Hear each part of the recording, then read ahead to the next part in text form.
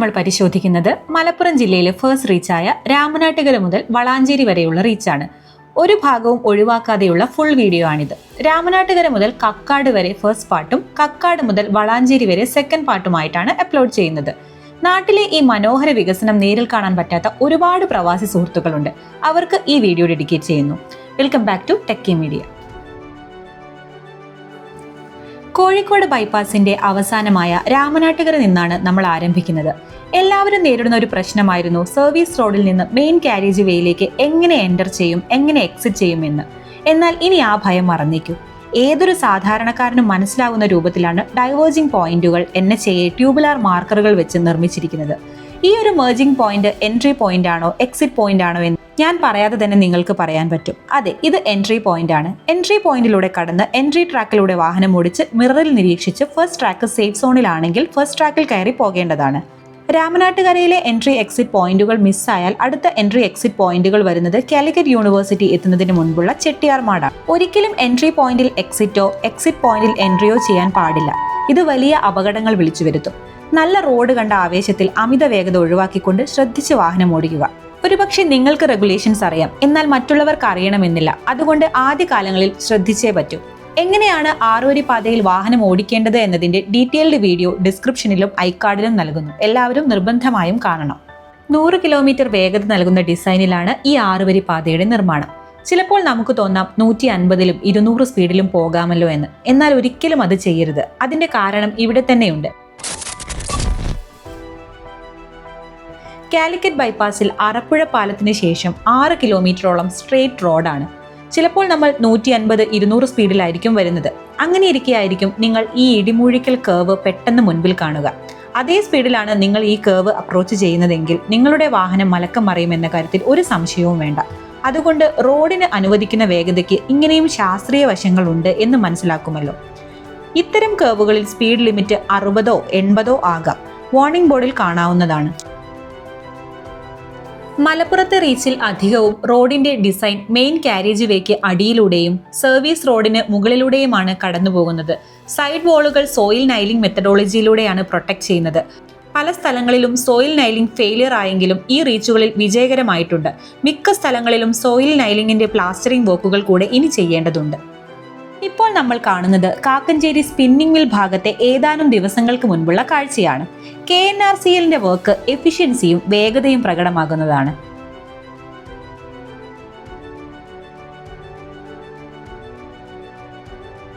KNRCLന്റെ work കാണുമ്പോഴാണ് മറ്റു റീച്ചിൽ work എടുക്കുന്നവരെ എടുത്ത് കിണറ്റിലിടാൻ തോന്നുക. പ്രത്യേകിച്ച് അഴിയൂർ വെങ്ങളം കോൺട്രാക്ടർ അദാനി വാഗാട് 2-3 കൊല്ലമായിട്ട് അവിടെ എന്തെല്ലോ ചെയ്യുന്നുണ്ട്. കേരളത്തിൽ എല്ലാ റീച്ച് നിർമ്മാണം കഴിഞ്ഞാലും ആ റീച്ച് കഴിയുമോ എന്ന് സംശയമാണ്. മലപ്പുറം ജില്ലയെ അഭിമാനത്തിന്റെ നെറുകയിൽ എത്തിക്കുന്ന റീച്ചുകളാണ് മലപ്പുറത്തെ രാമനാട്ടുകര നിന്ന് ആരംഭിച്ച് കാപ്പിരിക്കാട് അവസാനിക്കുന്ന 2 റീച്ചുകൾ. ഈ ഒരു മഹത്തായ വിജയത്തിന് മുഖ്യ കാരണം ഈ റീച്ചിന്റെ കോൺട്രാക്ടറായ KNRCL പ്രൈവറ്റ് ലിമിറ്റഡ് എന്ന കമ്പനി തന്നെയാണ്. പുറത്തുനിന്ന് ഒരു കമ്പനി വന്ന് കേരളത്തിൽ വർക്ക് എടുക്കുമ്പോൾ നേരിടുന്ന ഒരുപാട് വെല്ലുവിളികളുണ്ട്. മറ്റു റീച്ചുകൾ നിരീക്ഷിക്കുമ്പോൾ ഇത് മനസ്സിലാകും. എന്നാൽ എല്ലാം നിഷ്പ്രയാസം കൈകാര്യം ചെയ്തുകൊണ്ട് ഈ മനോഹരമായ ആറുവരിപ്പാത ജനങ്ങൾക്ക് സമർപ്പിക്കാൻ ഒരുങ്ങുകയാണ് NHAയും KNRCLും. കാലിക്കറ്റ് യൂണിവേഴ്സിറ്റിയിലേക്ക് പോകേണ്ടവർ ഇവിടെ ചെട്ടിയാർമാട് നിന്ന് സർവീസ് റോഡിലേക്ക് എക്സിറ്റ് ആവേണ്ടതാണ്. മെർജിംഗ് പോയിന്റിന്റെ വാർണിംഗ് ബോർഡുകൾ റോഡിൽ ഉണ്ടാകുന്നതാണ്. കാലിക്കറ്റ് യൂണിവേഴ്സിറ്റിയും മറ്റു കോളേജുകളുമുള്ള സ്ഥലമായതിനാൽ ഇത് ഒരു തിരക്കുള്ള മെർജിംഗ് പോയിന്റായി മാറിയേക്കാം. എൻട്രിയിൽ എക്സിറ്റും എക്സിറ്റിൽ എൻട്രിയുമാകാതെ നിയമങ്ങൾ കർശനമായി പാലിക്കുമല്ലോ. പോകേണ്ട സ്ഥലത്തിന്റെ നിയറസ്റ്റ് മെർജിംഗ് പോയിന്റ് എപ്പോഴും അറിഞ്ഞിരിക്കണം. കാരണം ഒരു എക്സിറ്റ് പോയിന്റ് മിസ്സായി കഴിഞ്ഞാൽ പിന്നെ കിലോമീറ്ററുകളോളം പോയാലേ അടുത്ത എക്സിറ്റ് പോയിന്റ് കിട്ടുകയുള്ളൂ.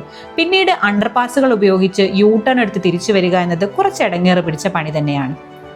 ഈ ഭാഗങ്ങളിലെ ഭീമമായ വളവുകൾ നിവർത്താൻ റീ അലൈൻമെന്റുകൾ വന്നിട്ടുണ്ട്. ഈ റീച്ചിൽ മൊത്തത്തിൽ 30ഓളം റീ അലൈൻമെന്റുകൾ വന്നിട്ടുണ്ട്. കോഹിനൂർ ഈ ഭാഗത്ത് ട്രക്ക് ബേയുടെയും റെസ്റ്റ് റൂമിന്റെയും നിർമ്മാണം ഇനി കഴിയേണ്ടതുണ്ട്. ട്രക്ക് ക്രൂസിന് മാത്രമല്ല ഈ സേവനം യാത്രക്കാർക്കും ഉപയോഗപ്പെടുത്താം.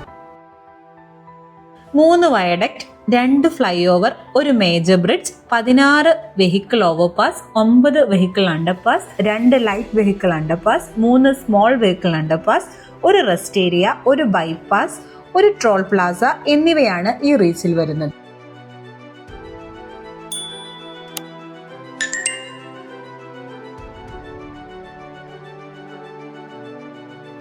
ഈ ഒരു പ്രത്യേക വിഭാഗക്കാർക്ക് എങ്ങനെ പറഞ്ഞാലാണ് മനസ്സിലാവുക എന്ന് അറിയില്ല. ഈ ഓട്ടോ വരുന്നത് നോക്കിയേ. ഈ ഓട്ടോ ചേട്ടൻ ഇത് കാണുന്നുണ്ടെങ്കിൽ, ചേട്ടാ നിങ്ങൾ എവിടെ നിന്ന് എങ്ങനെയാ വരുന്നത്? അതുപോലെ ചേട്ടൻ തലവെച്ച് കൊടുക്കുന്നത് അപ്പുറത്തെ റോഡിലെ ഓവർടേക്കിംഗ് ട്രാക്കിലേക്കാണ്, അതായത് ഹൈ സ്പീഡ് ട്രാക്ക്. ചേട്ടന് ജീവന് വിലയില്ലെങ്കിലും ഓട്ടോയിൽ യാത്ര ചെയ്യുന്നവരുടെയും മറ്റുള്ളവരുടെയും ജീവിതം വെച്ച് കളിക്കല്ലേ.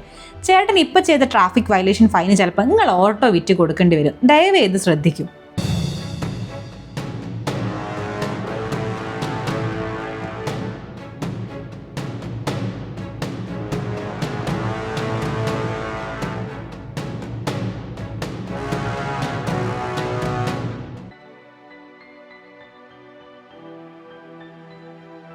ശരിക്കും പറഞ്ഞ 10 വർഷം മുമ്പ് വരേണ്ട റോഡായിരുന്നു ഇത്. 10 വർഷം മുമ്പ് NHAI റോഡ് നിർമ്മാണത്തിന് കേരളത്തിൽ വന്നപ്പോൾ സ്ഥലം വിട്ടുകൊടുക്കാൻ തയ്യാറായിരുന്നില്ല. സമരം കൊണ്ടാണ് നമ്മൾ നേരിട്ടത്. 10 വർഷങ്ങൾക്കിപ്പുറം ജനങ്ങൾക്ക് മനസ്സിലായി റോഡിന്റെ അനിവാര്യത. റോഡിൽ സ്ഥലമില്ല, വാഹനങ്ങൾ കൊണ്ട് നിറഞ്ഞു. 10 വർഷം മുമ്പ് നമ്മൾ സഹകരിച്ചിരുന്നെങ്കിൽ ഇപ്പോൾ 12 വരിയുടെ നിർമ്മാണമായിരിക്കും കേരളത്തിൽ നടക്കുന്നത്. വെറുതെ പറയുന്നതല്ല, മറ്റു സംസ്ഥാനങ്ങളിലൂടെ യാത്ര ചെയ്താൽ അത് മനസ്സിലാകും. നമ്മൾ ഇപ്പോഴും 10 വർഷം പിറകിലാണ്. അതുകൊണ്ട് വികസന പദ്ധതികൾ വരുമ്പോൾ ഈ ഒരു പാഠം ഉൾക്കൊണ്ട് സഹകരിക്കാം. 10 വർഷം മുൻപ് NHAI തുച്ഛമായ കോമ്പൻസേഷൻ ആയിരുന്നു കണക്കാക്കിയിരുന്നത് എന്നതും മറ്റൊരു യാഥാർത്ഥ്യമാണ്. ഇതുപോലെയാണ് കേരയിൽ. ഭൂരിഭാഗം ആളുകളും കേരയിൽ എതിർക്കുകയാണ് ചെയ്തത്. എന്നാൽ രാഷ്ട്രീയം മറന്ന് ചിന്തിച്ചാൽ കേരയിൽ അനിവാര്യമാണ്. ഇപ്പോൾ അല്ലെങ്കിലും ഭാവിയിൽ. 10 വർഷം മുൻപ് നമ്മൾ NHAIയോട് കാണിച്ച സമീപനമാണ് നമ്മൾ ഇപ്പോൾ കേരയിലോട് കാണിക്കുന്നത്. കേരയിലും എല്ലാ അഡ്വാൻസ്ഡ് വികസനങ്ങളും വരട്ടെ എന്ന് നമുക്ക് പ്രതീക്ഷിക്കാം. നമ്മൾ കേരളത്തിലെ ഈ ഹൈവേകളിലൂടെ യാത്ര ചെയ്യുമ്പോൾ ഓരോ മലയാളിയും സ്മരിക്കേണ്ട ഒരു വ്യക്തിയാണ് നിതിൻ ഗഡ്കരി. എല്ലാവരും പറയും ഇത് നമ്മൾ ടാക്സ് കൊടുക്കുന്ന പൈസയാണ്, ടോൾ കൊടുത്ത് ഉപയോഗിക്കുന്ന റോഡാണ്. ശരിയായിരിക്കാം. പക്ഷെ ഈ ടോളും ടാക്സും നമ്മൾ ഇന്നും ഇന്നലെയും കൊടുക്കാൻ തുടങ്ങിയതല്ലോ. ഈ റോഡ് ഇത്രയും കാലം എവിടെയായിരുന്നു? അതിന് ഇതുപോലെ പാർട്ടി നോക്കാതെ, ചേരിതിരിവുകളില്ലാതെ, വേർതിരിവുകളില്ലാതെ ഇന്ത്യയിലെ എല്ലാ സംസ്ഥാനങ്ങളെയും ഇന്ത്യയായി തന്നെ കാണുന്ന ഇദ്ദേഹത്തെ പോലുള്ള നേതാക്കൾ വേണം. നല്ലത് ആര് ചെയ്താലും പ്രശംസിക്കാൻ മടിക്കരുത് സുഹൃത്തുക്കളെ. കേരളത്തിലെ മുഖ്യമന്ത്രി പോലും രാഷ്ട്രീയം മറന്ന് ഇദ്ദേഹത്തെ ദ മാൻ ഓഫ് ആക്ഷൻ എന്ന് വിശേഷിപ്പിച്ചിട്ടുണ്ടെങ്കിൽ ഊഹിക്കാം ഇദ്ദേഹത്തിന്റെ റേഞ്ച്. ഇദ്ദേഹത്തെ പോലത്തെ നല്ല നേതാക്കൾ ഇനിയും ഉണ്ടാകട്ടെ. ഇത് ആരുടെ റോഡാണ് എന്ന തർക്കം ഇനി വേണ്ട. ഇത് നമ്മുടെ റോഡാണ്, ഓരോ ഇന്ത്യക്കാരന്റെയും റോഡ്. ഹൈവേ എഞ്ചിനീയറിംഗ് കൺസൾട്ടന്റ് ആണ് ഈ പ്രൊജക്ടിന്റെ ഇൻഡിപെൻഡന്റ് എഞ്ചിനീയർ. ഇൻഡിപെൻഡന്റ് എഞ്ചിനീയർ എന്തെന്ന് പലർക്കും അറിയില്ല. എല്ലാവർക്കും കോൺട്രാക്ടർ മാത്രമേ കേട്ട് പരിചയമുള്ളൂ. കോൺട്രാക്ടർ പോലെ പ്രവർത്തിക്കുന്നവർ ആണ് ഇൻഡിപെൻഡന്റ് എഞ്ചിനീയർ. കോൺട്രാക്ടർ എടുക്കുന്ന വർക്ക് മോണിറ്റർ ചെയ്യാനും time to time quality quantity ടെസ്റ്റുകൾ നടത്താനുള്ള മതിയായ മാൻ പവർ, മെഷീനറീസ് എന്നിവ NHAIക്കില്ല. ഇതിനുവേണ്ടി NHAI റിക്രൂട്ട് ചെയ്യുന്നതാണ് independent engineer. 100 kilometre speed assure ചെയ്യുന്ന റോഡാണിത്. അതുകൊണ്ട് തന്നെ രാത്രിയെ പകൽ എന്ന പോലെ വ്യക്തമാക്കാൻ റോഡിന്റെ ഇരുവശങ്ങളിലും സ്ട്രീറ്റ് ലൈറ്റുകൾ വരുന്നുണ്ട്. കേരളത്തിൽ എല്ലാ റീച്ചുകളിലും സ്ട്രീറ്റ് ലൈറ്റുകൾ വരുന്നുണ്ട്. നിലവിൽ സ്ട്രീറ്റ് ലൈറ്റുകൾ ഇല്ലാത്ത തലശ്ശേരി മാഹി ബൈപ്പാസിൽ സ്ട്രീറ്റ് ലൈറ്റുകൾ വെക്കാനുള്ള ടെൻഡർ നടപടികൾ പൂർത്തിയായി വർക്കുകൾ തുടങ്ങാനിരിക്കുന്നു.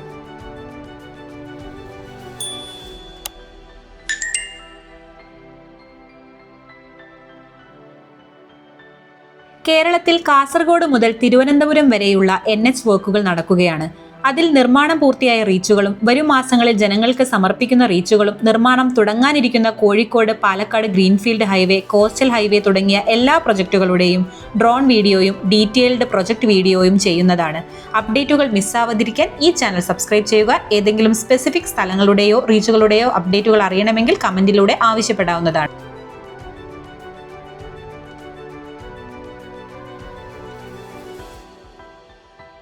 ഒരുപാട് നിയമലംഘനം ഈ റോഡിൽ നമുക്ക് കാണാം. 6 വരി പാതയിൽ വാഹനം ഓടിക്കുന്നതിനെ കുറിച്ച് വ്യക്തമായ ധാരണയില്ലാത്തതുകൊണ്ടാണ് ഇത് സംഭവിക്കുന്നത്.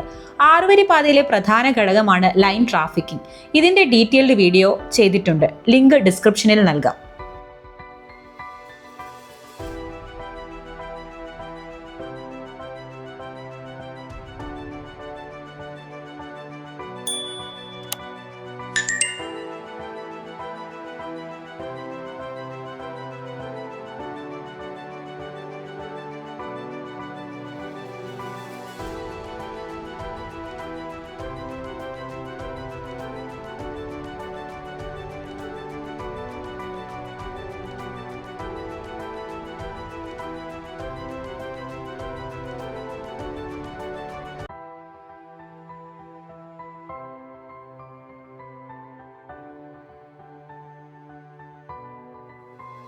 ഇനി പ്രധാനമായും നിർമ്മാണം കഴിയാനുള്ള ഭാഗമാണ് കൊളപ്പുറം ഭാഗം.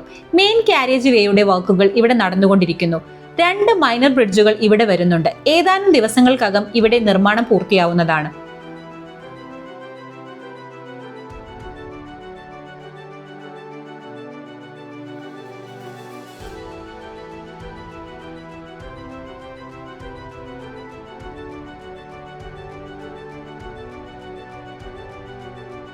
കൂരിയാട് ഈ ഭാഗത്ത് മേജർ ബ്രിഡ്ജിന്റെ വർക്കുകൾ കൂടെ നടക്കാനുണ്ട്. നിലവിൽ ഈ റീച്ചിന്റെ 99% നിർമ്മാണം പൂർത്തിയായിട്ടുണ്ട്. മറ്റു തടസ്സങ്ങളില്ലെങ്കിൽ മെയ് അവസാനത്തിൽ ഉദ്ഘാടനം ചെയ്യപ്പെടുന്നതാണ്. കക്കാട് വരെയാണ് ഈ വീഡിയോ. കക്കാട് മുതൽ കോട്ടക്കൽ ബൈപ്പാസ് വളാഞ്ചേരി വരെയുള്ള വീഡിയോ അടുത്ത പാർട്ടായി അപ്ലോഡ് ചെയ്യുന്നതാണ്. അപ്ലോഡ് ചെയ്തു കഴിഞ്ഞാൽ വീഡിയോ ലിങ്ക് ഡിസ്ക്രിപ്ഷനിൽ നൽകുന്നതാണ്. വീഡിയോ ഇഷ്ടമായ ലൈക്ക് ചെയ്യുക. നിങ്ങളുടെ വിലപ്പെട്ട അഭിപ്രായങ്ങളും നിർദ്ദേശങ്ങളും കമന്റിലൂടെ അറിയിക്കുക. ഞങ്ങളുടെ ഇൻസ്റ്റഗ്രാം പേജ് ലിങ്ക് ഡിസ്ക്രിപ്ഷനിൽ നൽകുന്നു. ഇൻസ്റ്റന്റ് അപ്ഡേറ്റുകൾക്കായി ഫോളോ ചെയ്യുക. Thank you for watching techie media.